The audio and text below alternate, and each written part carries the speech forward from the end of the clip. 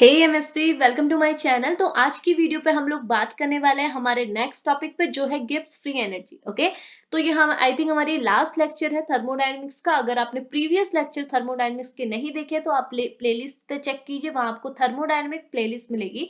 आप वहां पे क्या है, इसके सारे लेक्चर्स देख सकते हैं। ओके, तो हमने सारी वीडियोस कवर की हुई है। तो आज हमने पर्टिकुलरली गिब्स फ्री एनर्जी पे बात करी है। ओके, तो देखिए पहले मैं आपको एक चीज और बता दूं, अगर आपने प्रीवियस वीडियो नहीं देखी है तो मैं आपको यहीं पे बता देती हूँ कि देखिए, अगर आपसे फ्री एनर्जी पे क्वेश्चन पूछा जा रहा है ना, देन आप कुछ भी लिख सकते हैं, क्योंकि फ्री एनर्जी में हमारे दो चीजें पढ़नी है। एक तो ये हमारा हेल्महोल्ट्ज फ्री एनर्जी पढ़नी है, दूसरी है हमारी गिब्स फ्री एनर्जी। ओके, तो अगर आपसे फ्री एनर्जी पूछा जा रहा है देन आप इन दोनों में से कोई भी फ्री एनर्जी को एक्सप्लेन कर सकते हैं। ओके, बट अगर आपसे पर्टिकुलरली हेल्महोल्ट्ज फ्री एनर्जी या फिर गिब्स फ्री एनर्जी पूछा जा रहा है, देन आपने ये जो मटेरियल मैं आपके साथ शेयर कर रही हूँ, उससे प्रीवियस वीडियो पे हमने हेल्महोल्ट्ज पढ़ा था, उसका मटेरियल भी मैंने डिस्क्रिप्शन बॉक्स पे, इस हेल्महोल्ट्ज वाली वीडियो के डिस्क्रिप्शन बॉक्स पे शेयर किया हुआ है, और गिब्स के डिस्क्रिप्शन बॉक्स पे मैं गिब्स के सारे नोट्स आपको शेयर कर दूंगी। ओके, इतनी चीज क्लियर है।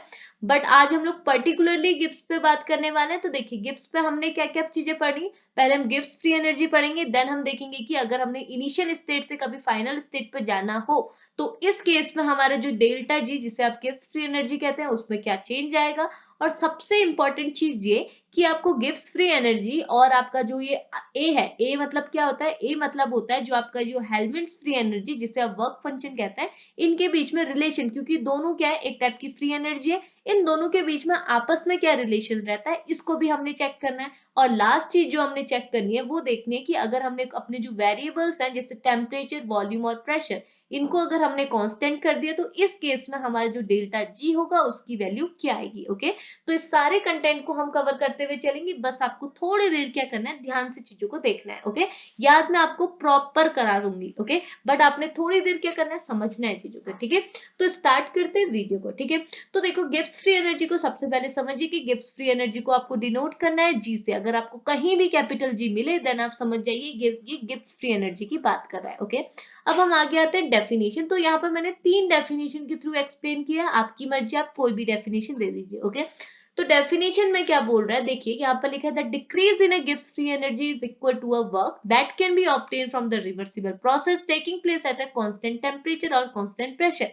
तो कांस्टेंट टेम्परेचर और कांस्टेंट प्रेशर पे अगर आपका जो भी वर्क है ड्यूरिंग ए रिवर्सिबल प्रोसेस, यानी कि आपकी जो थर्मोडायनेमिक प्रोसेस है वो आपके रिवर्सिबल है, उस केस में जो आपका वर्क होगा वो इक्वल होगा किसके, गिब्स फ्री एनर्जी। लेकिन यहाँ पे decrease in Gibbs free energy यानी कि माइनस जी के इक्वल होगा। ठीक है, जी के नहीं, माइनस जी के। ओके, दूसरी डेफिनेशन बोल रहा है Gibbs free energy is also defined as a fraction of total energy which is isothermally available for converting the useful work. It is known as a Gibbs free energy। यानी कि अगर आपको यहाँ पर को भी क्या है, टेम्परेचर को आइसोथर्मली, यानी कि जो पूरी प्रोसेस हो रही है वो हो रही है आइसोथर्मली, यानी कि कांस्टेंट टेम्परेचर पे। ओके, अगली डेफिनेशन बोल रहा है the amount of energy available to a system for doing a work it is known as a Gibbs free energy. यानी कि वो टोटल एनर्जी आपके जो सिस्टम में, यानी जो आपका सिस्टम है जिसके अंदर थर्मोडायनेमिक प्रोसेस हो रही है, उसके अंदर जो टोटल एनर्जी है उस टाइप की एनर्जी को आप क्या कहेंगे, गिब्स फ्री एनर्जी। ओके, अब इसका है फॉर्मूला। फॉर्मूला आपको याद करना होगा क्योंकि आप बार बार इसका यूज करेंगे। जी इज इक्वल टू होता है H minus T S. Okay, इतनी चीज क्लियर है। तो ये आपने पहले थ्योरी के थ्रू एक्सप्लेन करना है। ठीक है, अब उसके बाद हम लोग आते हैं कि गिब्स फ्री एनर्जी को अगर हम लोग किसी इनिशियल स्टेट से फाइनल स्टेट में मूव कर रहे हैं तो हमने उसकी वैल्यू कैसे निकालनी, यानी कि अब हमने देखना है change in Gibbs free energy. Okay, तो change in Gibbs free energy same वैसा ही है जैसे हमने, अब देखो अब आगे के सारे कंटेंट आपके सेम है जैसे आपने हेल्महोल्ट्ज के केस पे देखे थे, हेल्महोल्ट्ज फ्री एनर्जी के केस पे देखा हुआ था। ओके, तो ये बोल रहा है सपोज आपकी स्टेट, ये इनिशियल स्टेट फर्स्ट है यानी कि ए है, और ये है final state B. Okay, state A और स्टेट बी।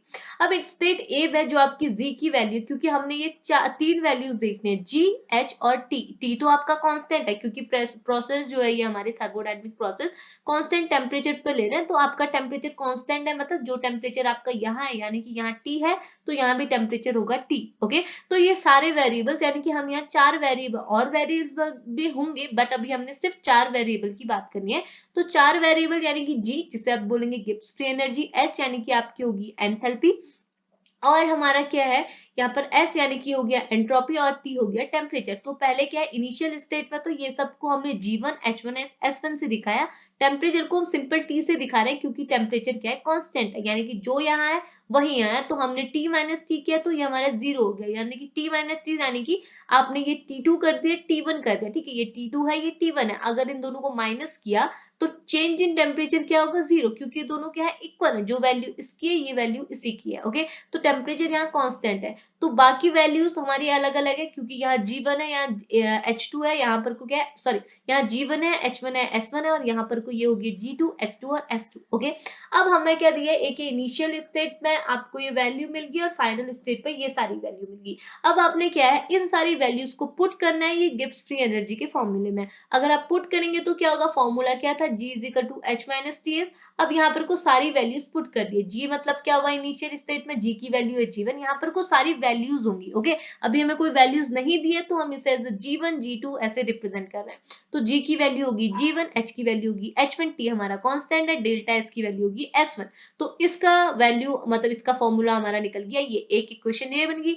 दूसरे में क्या होगा, यही फॉर्मूले में अगर आप वैल्यू रखेंगे तो इक्वेशन बन जाएगी ये। तो ये दो इक्वेशन बन गई। अब हमने निकालना है डिफरेंस, डिफरेंस यानी कि चेंज। तो चेंज निकालना होता है तो हम क्या कहते हैं, फाइनल माइनस इनिशियल। जैसे मैंने आपको यहाँ दिखाया, ये मेरा फाइनल था, T2 मेरा क्या है, फाइनल है, और T1 है मेरा इनिशियल, बट ये दोनों क्या है, इक्वल है क्योंकि ये कांस्टेंट है, दोनों बराबर है। तो ये क्या होगा, टेम्परेचर में कोई चेंज नहीं है तो 0 हो गया। तो अब यहाँ भी हम क्या करेंगे, फाइनल माइनस को इनिशियल से, यानी कि फाइनल को हमने किससे कर देना है, माइनस कर देना है इनिशियल, इनिशियल को फाइनल से माइनस कर देना है, तभी तो हमारा डेल्टा जी की वैल्यू आएगी। तो यहाँ पर देखिए हमने इक्वेशन 2 को माइनस कर, इक्वेशन 2 से माइनस कर देना है 1 को, तो हमें क्या मिलेगा, हम करेंगे G2 minus G1, H2 minus H1, T आपका कांस्टेंट है तो आप T को बाहर ले लीजिए और लिखेंगे S2 माइनस S1। तो यही वो लिखा है G2 minus G1 is equal to H2 minus H1 minus T आपका कांस्टेंट, तो आप इसे बाहर ले लीजिए क्योंकि दोनों के साथ आ रहा है, और यहाँ ले लिया S2 माइनस S1। तो अब अगर आप इसे माइनस करेंगे तो वैल्यू क्या होगी, delta G is equal to delta H minus T delta S। Okay, तो ये आपकी बन गई इक्वेशन। तो ये इक्वेशन आपकी क्या हो जाती है, इस इक्वेशन को आप क्या कहेंगे, change in Gibbs free energy, यानी कि गिब्स फ्री एनर्जी में कितना चेंज आ रहा है एट कांस्टेंट टेम्परेचर, यानी कि यहाँ पर आपका जो टेम्परेचर है वो कांस्टेंट है, हमने टेम्परेचर कांस्टेंट दिया है, यानी कि जो प्रोसेस है वो आपकी प्रोसेस क्या है, आइसोथर्मल प्रोसेस है, क्योंकि जो प्रोसेस हो रही है वो एट अ कांस्टेंट टेम्परेचर हो रही है। इतनी चीज क्लियर हुई। तो ये ऐसे निकालते हैं आपका गिब्स फ्री एनर्जी में चेंज। सिंपल था ना, बहुत सिंपल है। आपको इनिशियल फाइनल वैल्यू निकालनी है। जैसे आपका इनिशियल वॉल्यूम V1 है, फाइनल वॉल्यूम V2 है, तो आपको उसका चेंज निकालना है, तो आप क्या करेंगे, V2 माइनस V1, तो डेल्टा V आपका निकल जाएगा। तो वैसे आपने यहाँ भी करना है, और यही चीज हमने क्या की थी, हेल्महोल्ट्ज फ्री एनर्जी कांस्टेंट जब हमने निकाला था वहां भी यही चीज की थी। ओके, अब दूसरी चीज क्या आगे यहाँ पर लिखा भी है कि इक्वेशन, जो ये इक्वेशन है ये क्या रिप्रेजेंट कर रही है, change in Gibbs free energy at a constant T, constant temperature पर जो change in Gibbs free energy है, डेल्टा मतलब तो चेंज ही होता है ना, तो change in Gibbs free energy को आप ऐसे रिप्रेजेंट करेंगे। इतनी चीज क्लियर है। अब हम आगे बढ़ते हैं, जो मैंने आपको बताया था। अब हमने देखना relationship between the work function, जिसे आप ए से रिप्रेजेंट करते हैं, जो कि क्या होता है, हेल्महोल्ट्ज फ्री एनर्जी के बारे में बताता है, और फ्री एनर्जी जिसे आप जी से रिप्रेजेंट करते हैं। तो दोनों क्या है, एक टाइप की क्या है, फ्री एनर्जी। तो इन दोनों का आपस में क्या रिलेशन है, तो आपको क्या करना है, देखिए अब मैं आपको बता रही हूँ, डेरिवेशन कभी भी हम लोग करते हैं तो हम क्या करते हैं, बस फॉर्मूले को लेते हैं। जैसे मैं बार बार बोल रही हूँ, आपको एक फॉर्मूला दिया होगा, दूसरा फॉर्मूला दिया होगा, ये दोनों फॉर्मूले दिए हैं, इसका मतलब ये दोनों एक दूसरे से क्या कर रहा है, रिलेट कर रहा है। इन दोनों को रिलेट करके एक इक्वेशन निकालेंगे। वैसे दो फॉर्मूले दिए होंगे, इन दोनों को रिलेट करके एक इक्वेशन मिलाएंगे, और इन दोनों को रिलेट करेंगे, देन एक इक्वेशन बनाएंगे। तो ऐसे ही डेरिवेशन चलता रहता है। हमने इक्वेशन मतलब हमको जो फॉर्मूले ही होते हैं वो हमें याद करने होते हैं, उन्हीं को घुमा फिरा के एक दूसरे में कन्वर्ट करना होता है। ओके, तो यहाँ भी कुछ ऐसा ही है, मैं आपको याद करा दूंगी। तो आपने क्या करना है, अगर आपसे पूछा जाए वर्क फंक्शन और गिब्स फ्री एनर्जी में रिलेशनशिप बताओ, तो आपको क्या करना है, रिलेशनशिप निकालेंगे। उसके लिए आपको दो फॉर्मूले याद होने चाहिए। एक तो होना चाहिए गिब्स फ्री एनर्जी का, ओके, दूसरा होना चाहिए एंथैल्पी का। ओके, तो दो फॉर्मूले याद होने चाहिए, एक गिब्स फ्री एनर्जी का, एक होता है एंथैल्पी का। तो गिब्स फ्री एनर्जी का अभी हमने पढ़ा, change in Gibbs free energy को क्या लिखते हैं, delta G is equal to delta H minus T D S. दो यहाँ हमने निकाला है, ये देख लीजिए, delta G is equal to delta H minus T D S. तो ये इक्वेशन होगी, ये इक्वेशन होगी फर्स्ट। तो एक और इक्वेशन जो है इक्वेशन सेकंड एंथैल्पी की, एंथैल्पी को आप H से रिप्रेजेंट करते हैं, तो एंथैल्पी यानी कि change in enthalpy is equal to क्या होता है D delta U plus PDV. Okay, तो ये दूसरी इक्वेशन होगी। ओके, तो ये दो इक्वेशन होगी। अब आप क्या करेंगे ना, आपको इन दोनों को एक कोरिलेट करना है, जैसे हमने आगे की थी, ठीक है, हेल्महोल्ट्ज वाले केस पे की थी, वही आपने करना है। अब आप देखो ये दोनों कोरिलेट कैसे हो रहे हैं, इन दोनों की इक्वेशन में एक ही चीज कॉमन है, वो क्या है, ये मैं इंक चेंज करती हूँ, एक मिनट। इन दोनों इक्वेशन में एक ही चीज कॉमन है, वो है ये डेल्टा एच। इसके पास भी डेल्टा एच है, इसके पास भी डेल्टा एच है। इसका मतलब क्या हुआ, इस डेल्टा एच की वैल्यू है ये। ओके, अब आप क्या कर सकते हैं, यहाँ पे डेल्टा एच को हटा के ये वैल्यू पुट कर सकते हैं, और आपने वो ही किया। आपने क्या किया, डेल्टा जी, अब इस डेल्टा एच को यहाँ से हटाइए और इसकी जगह ये वैल्यू पुट कर दीजिए, यानी कि डेल्टा यू प्लस पीडीवी ऊपर हो गया और यहाँ पर हो गया माइनस टीडीएस। इतनी चीज क्लियर है, इतना सिंपल था, बस ये दो इक्वेशन याद करनी है। ओके, अब आप क्या कर सकते हैं, आप ऐसा भी कर सकते हैं, आपने डेल्टा जी लिया is equal to delta U, ये जो डेल्टा यू है इसको आगे कर दिया, ठीक है, ये तो आगे है। अब आपने टी डेल्टा इसको आगे कर दिया और पी डेल्टा वी को पीछे कर दिया। बात तो एक ही है, हम इसे और करके भी लिख सकते हैं।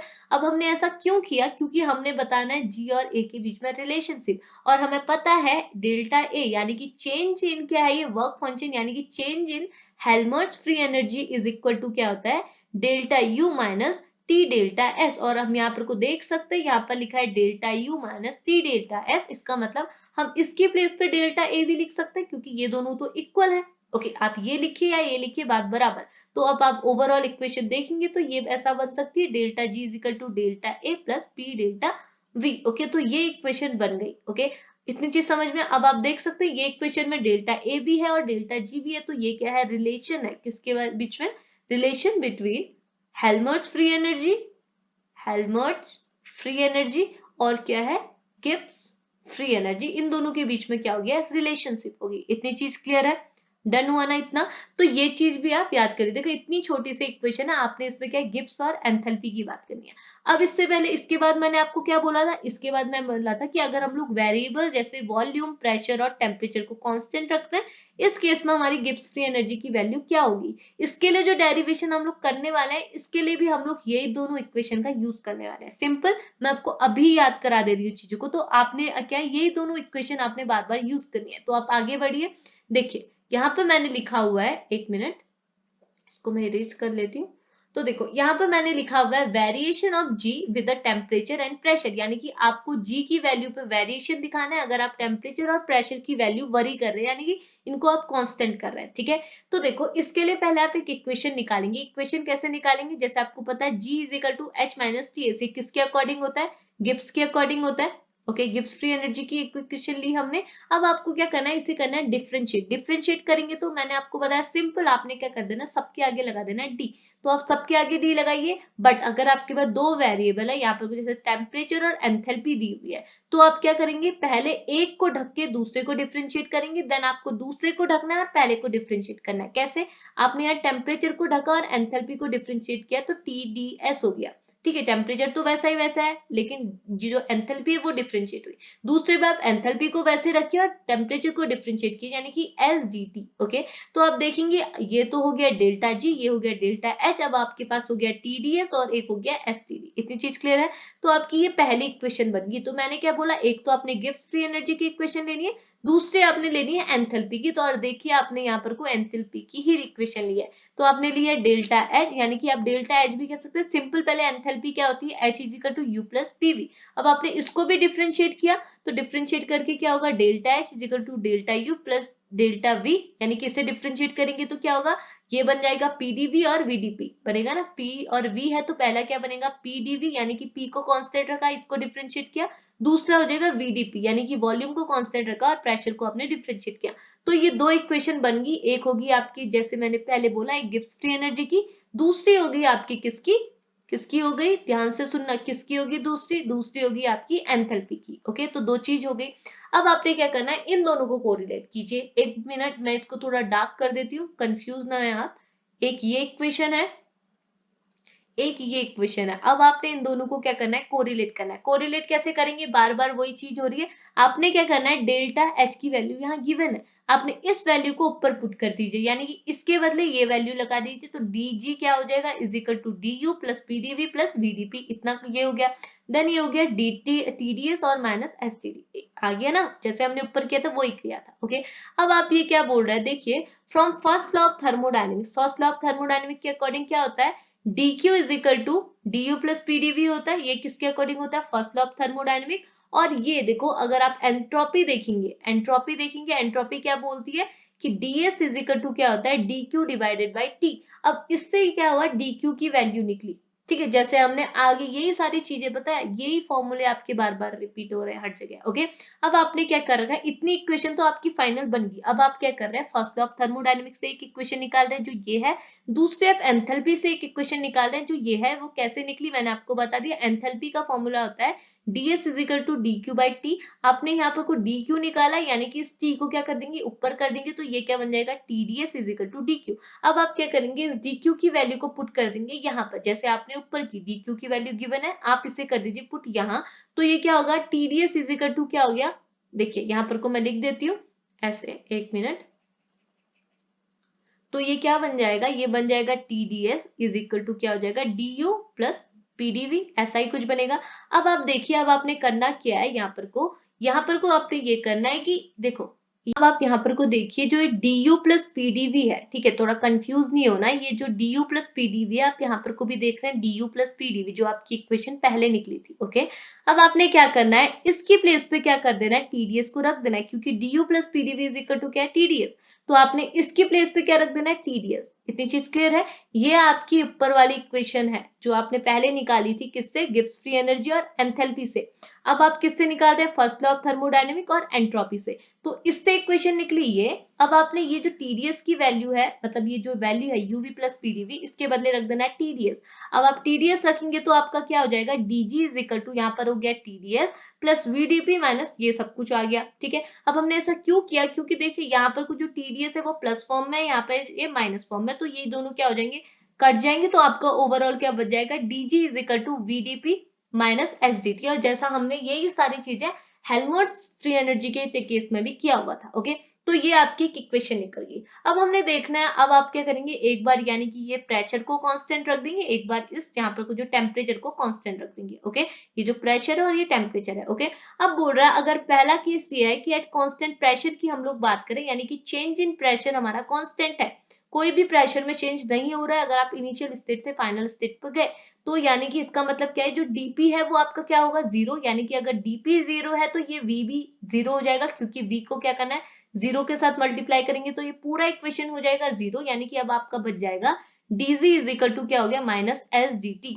ये बना dg is equal to minus S D T. अब आप क्या करेंगे, देखिए जैसा यही चीज हमने हेल्महोल्ट्ज में भी किया था, आप क्या करेंगे, इस dt को उठा के नीचे रख देंगे, यानी कि ये बन जाएगा dg is equal to dt, नीचे हो जाएगा, और यहाँ पर हो जाएगा माइनस एस। ओके, अब यहाँ पर देखिए हमने लिया है कांस्टेंट प्रेशर, तो आप यहाँ पर को प्रेशर को कांस्टेंट, यानी कि नीचे, यानी कि यहाँ पर को दिखाएंगे प्रेशर को कांस्टेंट।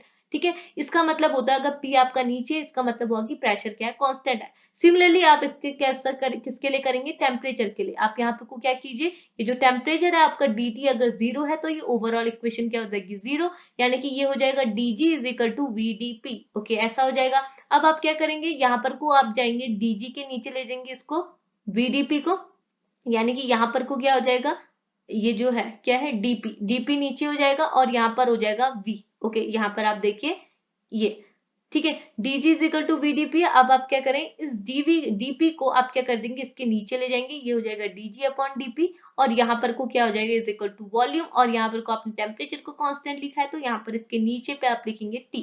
इसका मतलब क्या है, टेम्परेचर क्या है, कांस्टेंट है। इतनी चीज क्लियर है। तो ये सारे टॉपिक हमने कवर कर लिए गिब्स फ्री एनर्जी के। ठीक है, वीडियो थोड़ी लेंथी थी, बट हमने सारे टॉपिक गिब्स फ्री एनर्जी के कवर किए।